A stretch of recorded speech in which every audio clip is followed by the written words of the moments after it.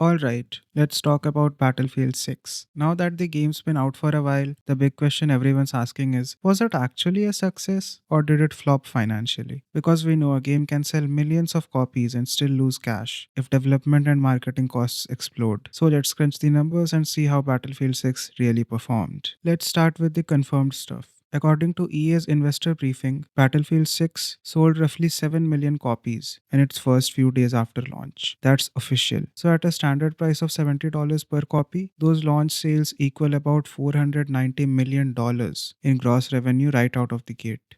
That's the big headline number people like to shout.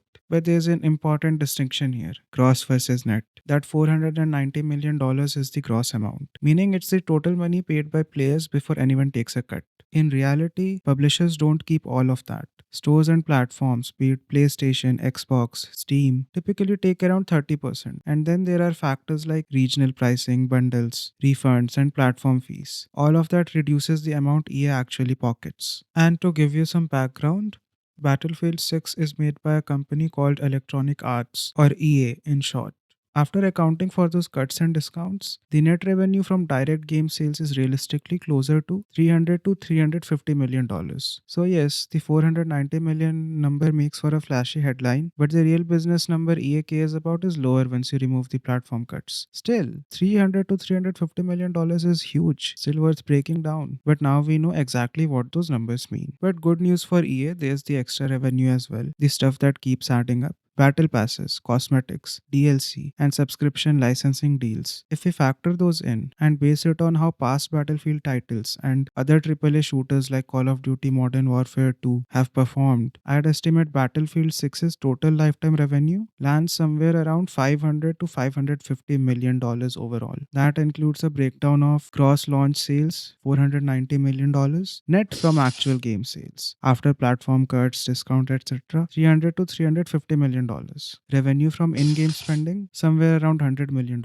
and revenue from subscriptions and licensing is somewhere between 30 to 50 million dollars. All right, now here's where things get interesting, because big games don't just make money; they burn a lot of money before they even earn a cent. For a title as massive as Battlefield 6, the development cost alone is estimated to be around $300 million.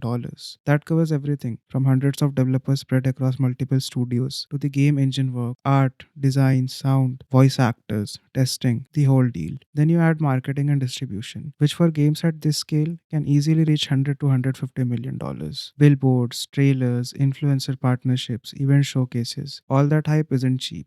So, conservatively speaking, the total cost to make and market Battlefield 6 sits somewhere between 400 and 450 million dollars. If we put those numbers together, and again, these are based on public data and my own estimates using comparable titles, Electronic Arts or EA will likely see around $100 million dollars in profit from Battlefield 6. That's roughly a 20 to 25% margin. Not bad, but not groundbreaking either for a franchise of this size. $100 million dollars in profit sounds amazing, and it is. But when you remember that a single Call of Duty title can clear $1 billion in its first year, you start to see how the expectations at this level are sky high. EA made money, but this wasn't a record breaking Battlefield year. It's more like a modest success, profitable but not a runaway hit. And that's the tightrope AAA studios are walking right now, spending half a billion to earn just a little more than that. If the sales dip even slightly, the whole equation starts to fall apart. So, to conclude, was Battlefield 6 a financial success? Honestly, I would call it a moderate win. It wasn't a flop.